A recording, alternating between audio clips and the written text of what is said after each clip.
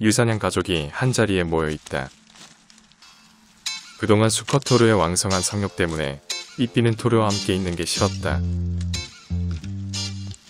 게다가 삐삐는 최근 출산까지 했는데도 불구하고 교미하겠다고 달려드는 토르를 굉장히 부담스러워했다.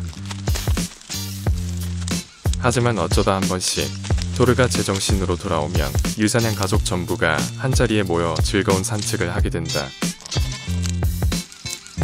젊은 유사냥 부부와 아기 염소 한 마리가 함께 농장을 돌아다니는 모습은 세상에서 가장 아름다운 모습이다.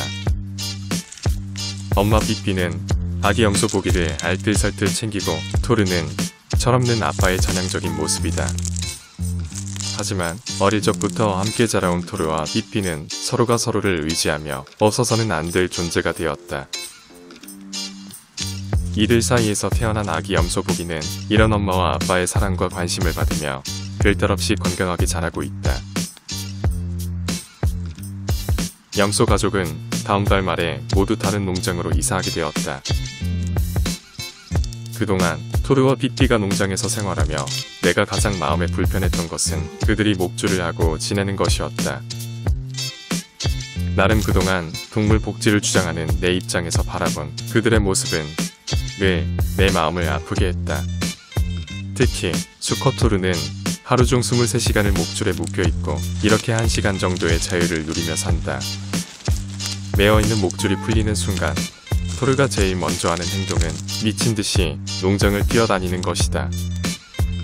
얼마나 자유로운 삶을 원하면 저런 행동을 할까 하고 생각을 하게 되고 또 그렇게 해주지 못하는 내 마음은 아팠다.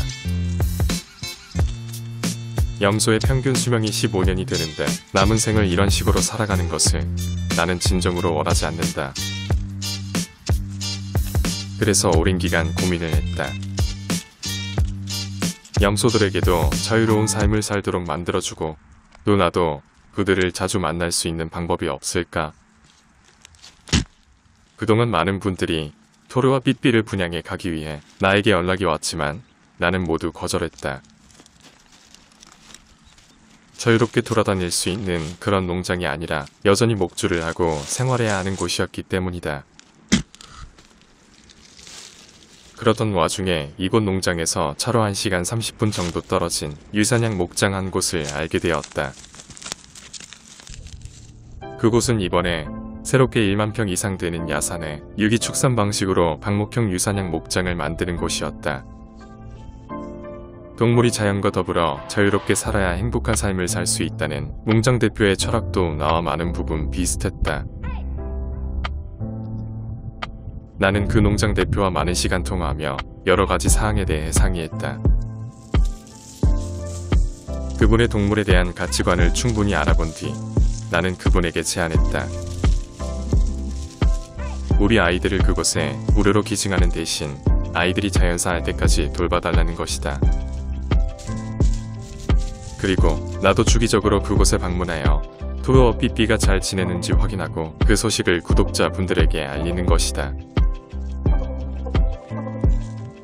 토르와 삐삐가 나와 함께 지내지 못한다는 아쉬움이 있지만 나는 진정으로 그들에게 행복한 삶을 살도록 해주고 싶다.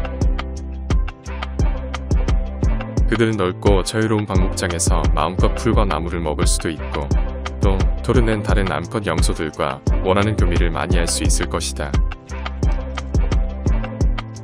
세상의 모든 염소들이 이런 삶을 살지는 않지만 나와 인연이 된 토르와 삐삐에게는 행복한 삶을 살도록 해주고 싶다. 자연사할 때까지 건강하고 행복하게 살 수 있는 삶을 누리게 해주고 싶은 것이다. 최종 결심을 하기 전까지 나는 갈등이 많았지만 지금은 오히려 마음이 편안해졌다.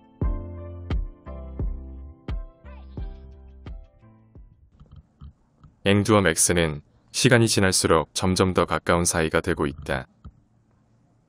맥스는 틈만 나면 앵두를 따라다니고 앵두는 그런 맥스를 동생같이 잘 받아준다. 그런데 맥스가 하는 행동 중 앵두가 가장 싫어하는 것이 있다. 그것은 틈만 나면 맥스가 앵두를 깨물려고 하는 것이다. 하지 말라고 계속해서 앵두가 말하지만 도무지 맥스는 들은 척을 하지 않는다. 사실 맥스는 나에게도 손을 많이 물려고 해서 내가 못하도록 하고 있는 편이다. 앵두가 착해서 맥스의 행동을 받아주고 있는 것 같은데 누구나 참는 데는 한계가 있을 텐데 걱정이다.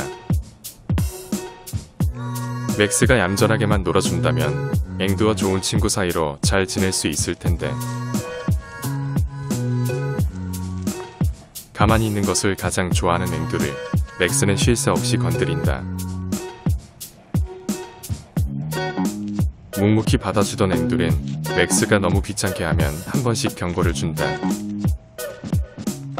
문제는 앵두의 이런 행동을 경고로 받아들이지 않고 놀이로 생각하는 맥스에게 있다.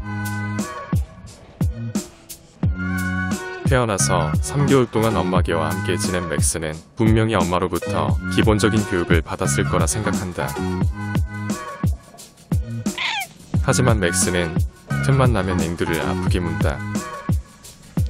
아프게 물려고 의도적으로 한 것이 아니라는 걸 알겠지만 앵두는 아프다고 화를 낸다. 화가 난 앵두는 같이 놀아주지 않고 맥스는 앵두의 눈치를 본다. 잘 놀다가도 앵두가 화를 내게 되면 이렇게 어색한 관계가 된다. 이럴 땐 내가 나서서 맥스의 기분을 풀어줘야 한다. 언제 그랬냐는 듯이 맥스는 앵두 뒤만 따라다닌다. 아기 염소 보기는 아빠 토르와 많이 친해졌다. 토르가 보기를 자기 자식이라고 여기는지는 모르겠지만 둘 사이의 유대 관계는 시간이 지날수록 점점 더 좋아지고 있다. 핏줄이 땡긴다는 말이 있는데 동물들에게도 그게 통하는 걸까? 아마도 토르는 보기의 냄새를 오랜 기간 맡으면서 익숙해져서인지 보기와 사이좋게 지낸다.